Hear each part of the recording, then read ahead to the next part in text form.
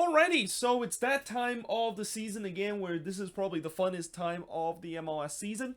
It's playoff time, and the first two games of the 2021 MLS playoffs will start tomorrow with the first game between the Philadelphia Union versus the New York Redbulls, and then the second game between Sporting KC versus the Vancouver Whitecaps. And today I will be doing a preview of both of these games. And what's also interesting about both of these games is that while this is going to be on 2DN, and when I first heard that these two games are going to be on 2DN, I thought, oh great, looks like this is going to be on Twitter, but it's not. It's actually going to be on the league website. So yeah, this is kind of interesting to see, and this is also probably a first because I don't think the league website have ever shown games live. Though that being said, I have a very low expectation of how it's going to go, and I have a feeling maybe it's just going to be like a Twitter stream in disguise when it's going to be on a league website, because as I said, this game is on 2DN, and most likely they're going to have those 2DN commentator that's going to be commentating this game. And yeah, you know how I feel about them, and why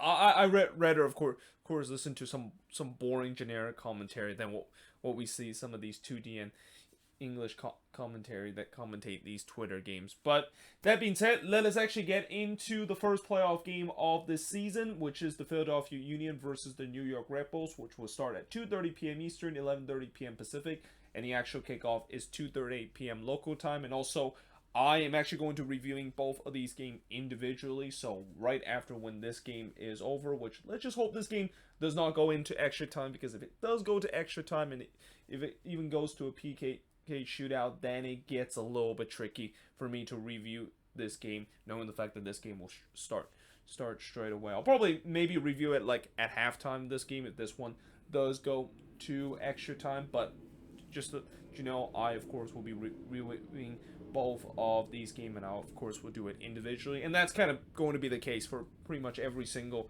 playoff game where I want to review it individually, because in the playoffs these games means a lot more than the regular season game, and it's best for me to just do it individually compared to just kind of doing a whole bunch of review. And also I'm gonna go deeper into details when I do the review of these games individually. So the Union, coming into this game, they finished second in the Eastern Conference, and coming into this game as the second seed with a record of 14-12-8 and had 54 points, while the Redbulls, they finished 7th in the East, which means they are the 7th seed with a record of 13-9-12, and they finish with 51 points. Top goal scorer for the Philadelphia Union, unsurprisingly, Kasper Schmeichel with 12 goals, followed by Sergio Santos with 6 goals. Then Corey Burke with 4 goals, Daniel Gastek with 4 goals, and Paxton Aronson with 3 goals to round out the top 5. For the Redbulls, you got Patrick Klimala with 8 goals, followed by Fabio with 7 goals. Then you got Castros Juniors with 6 goals, Caden Clark with 4 goals, and Omar Fernandez rounds out the top 5 with 3 goals for the New York Redbulls. Now, 3 key points coming into this game. You know, I mentioned it before.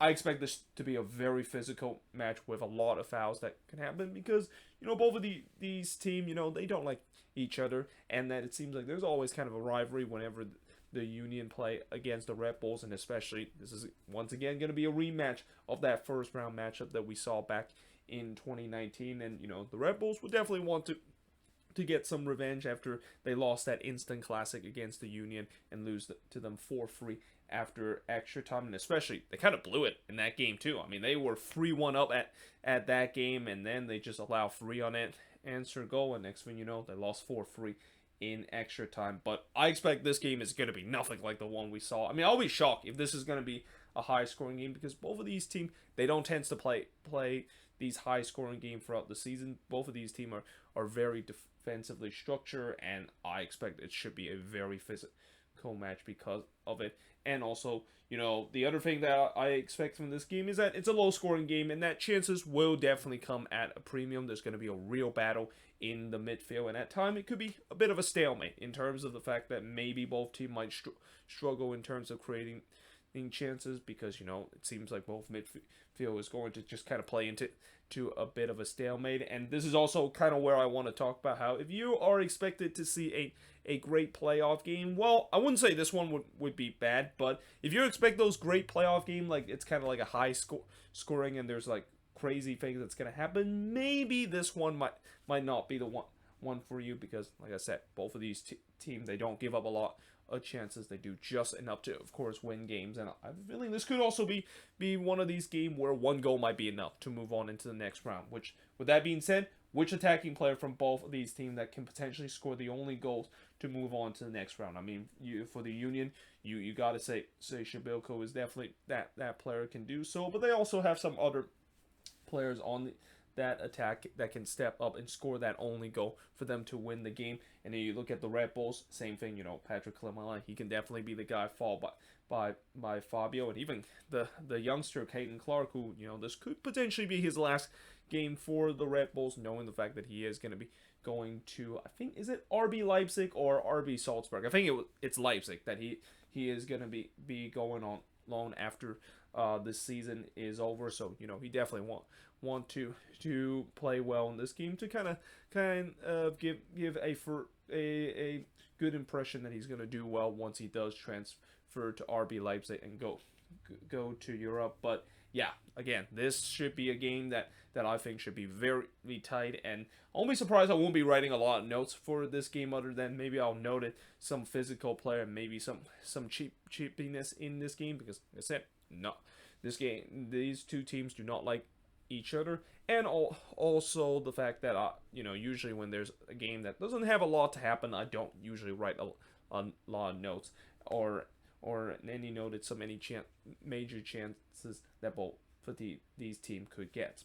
But now moving on into the second game of the doubleheader is Sporting KC versus the Vancouver Whitecaps. So this game will start at 5 p.m. Eastern, 2 p.m. Pacific. Actual kickoff is 4:08 p.m. local time.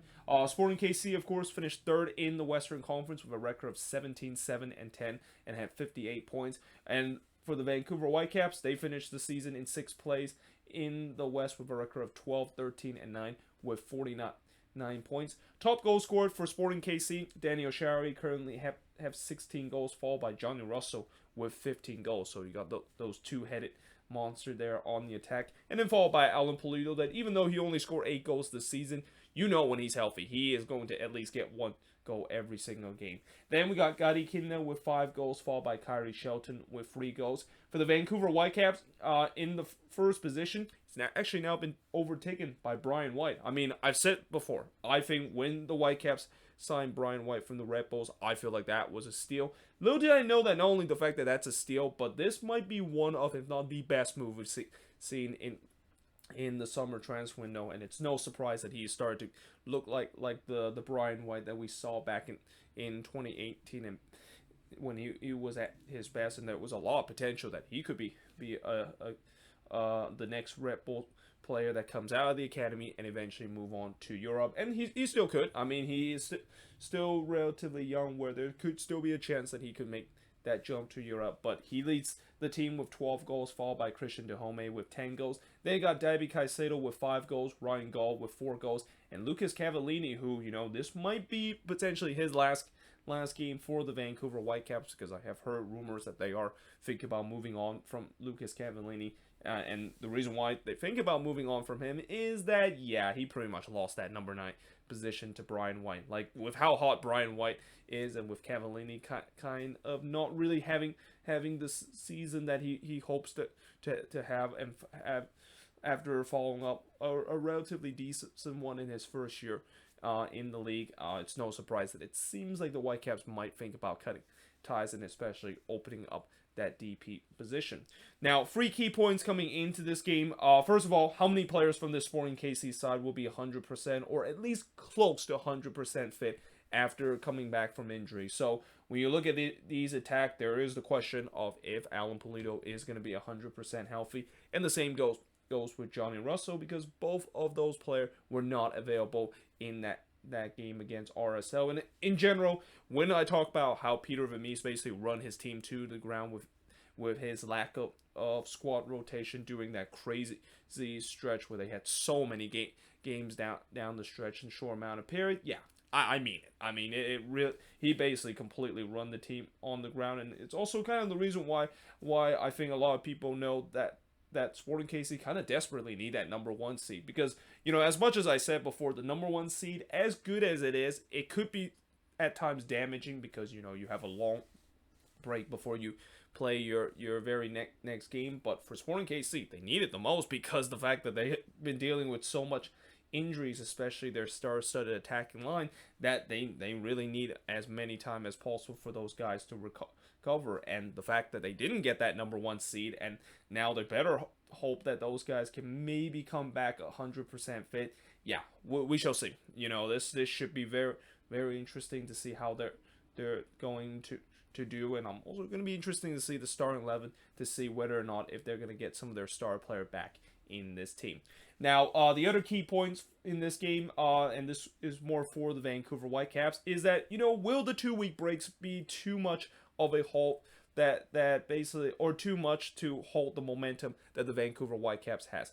This is a team that, one of the reasons why the Vancouver Whitecaps have been playing very well is that they feast on momentum. Like, this is literally a team that has so much confidence, and you can see throughout the game down the stretch, because they're playing with confidence, they're able to show their resiliency and able to win games. But unfortunately, with this being a two-week break, and then of course coming off of that last game where they finished the season strong by getting a 1-1 draw against the Seattle Sounders, and how Vinny Sartini kind of decided to kind of had a little bit fun in his press conference. I mean, yeah, you can see that this is a confident team, but unfortunately for a confident team, when you have a 2-week break like that, that's probably the last thing you want, because I'm pretty sure this Whitecaps team, they want to get back out there. Like, they want the playoffs to start as soon as that final game of the season, but unfortunately that's just not how it works, and that they have to wait for 2 weeks, and 2 weeks sometimes could be just enough to kind of halt some of the momentum a team has, and especially with this Whitecaps team, like I mentioned, they ride on momentum. Will they maybe show that resiliency coming into the playoffs, even though that momentum that they kind of ride near the end of the season are started to be a little bit too maybe broken up a little bit because of how much rest that they've been getting.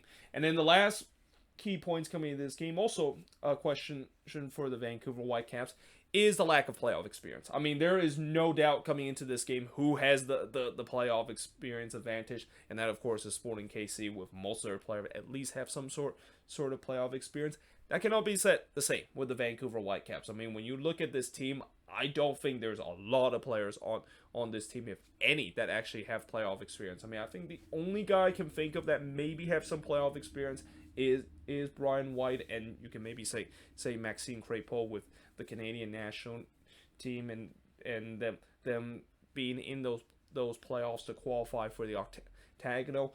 That's pretty much it in terms of the playoff experience, and that the Whitecaps, this is really kind of the first for a lot of these players in this kind of elimination and kind of do or die kind of a situation. It's gonna be interesting to see how they are going to do, because again, I've seen before where even though teams that have lacked that playoff experience, sometimes they still do fine in their first playoff game, but there's also been times where I've seen teams that kind of lack that playoff experience and not ready to make that next step. They falter in the first bit, and this is why that I don't want to make this comparison, but in some way, you could maybe even say that this Whitecaps team is kind of a little bit similar to that Colorado Rapids team of last season, where, remember how I said the Rapids were a dark horse because they were relatively hot coming down the stretch after they had that 1 month break because of a COVID outbreak. Well, when playoffs started, yeah, that's when they kind of fell flat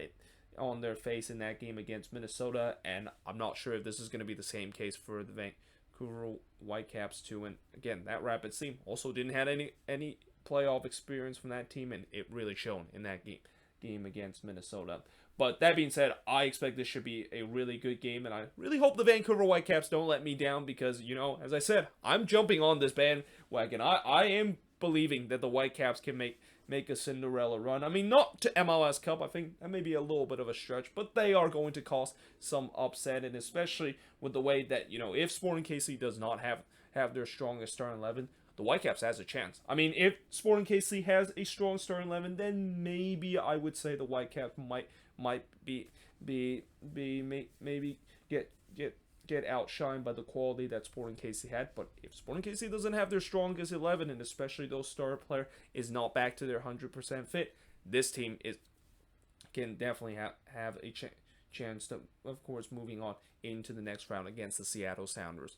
But either way, that is pretty much it for the preview for both of these games. Let me know in the comments below what do you think of both of these games, and make sure to let me know in the comments your prediction for both of these games. Like I said, I didn't make a prediction because, technically I already made my prediction back in the bracket that I filled out. I picked the Union to win this game against the Redbulls, and then of course I picked the Whitecaps to cause an upset against Sporting KC. And I think, of all my bold prediction I made, this is probably the boldest one, and this is probably the one that could backfire the most, because again, it's a really bold prediction to predict the Vancouver Whitecaps somehow will pull off a big upset against one of the team that is definitely going to be an MLS Cup contender, that is Sporting KC. But we shall see. That is going to be the case. But let me know in the comments below again, what do you think of both of these games? And yeah, hope you guys enjoyed this video. If you do, make sure you guys leave a like, smash the subscribe button, and yeah, I of course will see you guys next time.